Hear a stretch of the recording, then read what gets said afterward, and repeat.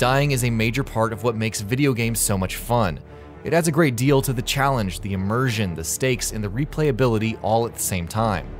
It is such an important aspect of most games that reputations and criticisms of entire titles are defined by how well they handle or don't handle the concept of death. Games like the Souls series and Fire Emblem series are examples of games that handle player death very well, whereas an example of a game that didn't do it very well would be 2008's Prince of Persia. In some games, dying is as much a part of the story as it is the game design. Sometimes you begin playing a game only to find out that the protagonist dies at the very beginning, and that there's nothing you can do to change that. Of course, this also serves to let players play as the same character in a sequel without all of their upgrades and powers from the previous game. But a lot of the time this also serves to add stakes and tension to the story.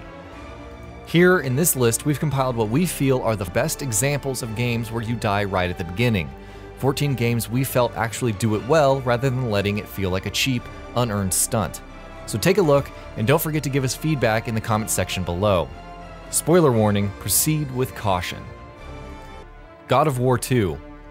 Kratos is, of course, no stranger to death. He's a character who's died more times than we can even remember at this point. Hell, the depths of Hades are probably like a summer home for him. But the one death involving Kratos that shocked us all was right at the beginning of God of War 2. At that point, Kratos was at the peak of his powers, having killed Ares and ascended to the throne of the God of War. Watching Kratos get betrayed and brutally killed by Zeus served as a shocking moment and proved to be a great setup for the next 2 games in the series. Mass Effect 2. Mass Effect 2 is, for a number of reasons, one of the greatest games of all time. 2 of those reasons are a great beginning and an excellent ending, and while the former is much less pronounced than the latter, it is still worth mentioning. Mass Effect 2's beginning sees the beloved Normandy blown to bits by a mysterious vessel, and as it is destroyed, it takes the lives of a lot of well-loved characters from the original Mass Effect with it. And if that wasn't enough, the prologue sequence ends with a shot of Commander Shepard floating in space amidst the debris, slowly choking to death. It was a shocking, impactful sequence, and one that shall remain in the memories of fans for a long time. Middle-earth: Shadow of Mordor. Not a lot of people expected Shadow of Mordor to be anything more than a decent game that makes use of a popular license, but it turned out to be so much more. The opening sequence of the game shows Talion, the protagonist of the game, guarding the Black Gate of Mordor along with a few other rangers from Gondor, and things predictably go wrong. The sequence shows the deaths of not just his family and his comrades, but of him as well. It was quite thrilling, if not a little predictable, and the subsequent bond between him and the spirit of a tortured elvish soul serves as an excellent setup for the rest of the game. Dragon's Dogma.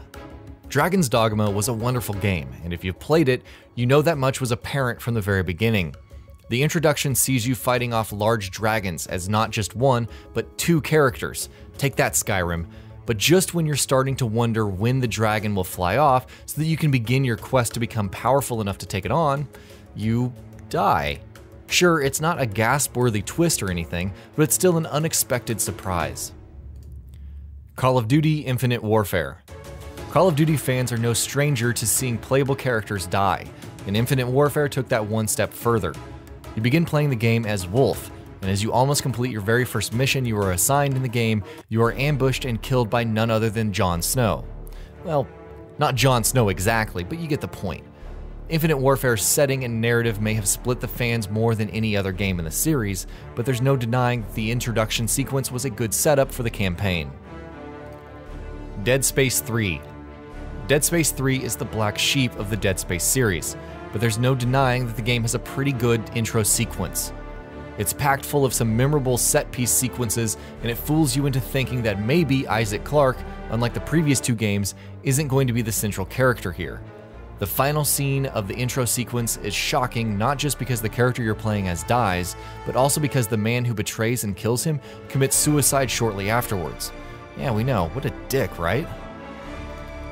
Battlefield 1.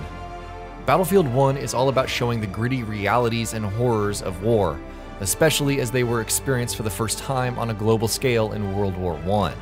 Seeing people die is something you do a lot while playing this game. In the first few minutes of the game, you play as a number of characters, and all of them die. The prologue serves as a great way to make it clear that this game isn't going to hold any punches. and if you're not ready to see the harsh realities of war, then maybe this isn't the right game for you. Until Dawn. Until Dawn is one of those games where no character is ever truly safe. Anyone can die at any point in the story, depending on how you play and what choices you make. However, character deaths are inevitable no matter what you do. Characters Hannah and Beth fall to their deaths after a particularly harrowing sequence, and though you should have seen it coming given the nature of the game, it still serves as a great opening. BIOSHOCK 2. A lot of people feel BIOSHOCK 2 was a bit of a disappointment after the masterpiece that was the original BIOSHOCK, but in retrospect it was actually a pretty wonderful game. No, it wasn't going to be the game changer that the predecessor was, but it was definitely a game that was worth playing at least once. The game begins with you playing as Delta, or Big Daddy, and shit quickly proceeds to hit the fan as Delta is forced to kill himself in front of Eleanor due to mind control. It's a very dark sequence that sets the tone for the rest of the game perfectly, and one that will remain in our memories for a long, long time. Demon Souls. Big surprise, right? Okay, now that we're at least past the obvious joke, let's actually talk about this. Demon Souls tutorial, much like the rest of the game itself and the spiritual sequels it spawned, really wants you to die. The game throws a terrifying boss your way in the opening sequence, and while you can technically beat that boss, you're supposed to die right at that point. Even if you don't, in the following cutscene, you die anyway. It's the game's way of telling you that no matter what you do, you cannot avoid dying, and this is going to be your life for the next few hours, so you might as well stop playing now. Oh, you're still playing? Joke's on you, suckers. Murdered Soul Suspect. Murdered Soul Suspect may not be a game that will be remembered as anything special, or remembered at all, but it sure does have a pretty gripping opening few minutes. The game opens with the death of the protagonist, which doesn't happen in a very special way. What's interesting is what follows. The protagonist has an out-of-body experience and tries to re-enter his soul into his body while clinging to life, only to die conclusively a few minutes later as the serial killer riddles him with bullets. What follows is a mediocre game at best, but that doesn't take away from the fact that Murdered Soul Suspect has a legitimately interesting introduction.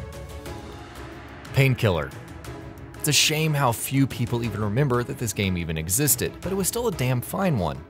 Its opening sequence set the tone for the entire game almost perfectly. Sure, the way the protagonist dies is quite silly, crashing into an oncoming truck while distractedly driving really fast on a wet road, but it serves as a great foundation for the story of the rest of the game to be built on. Legacy of Kain Soul Reaver.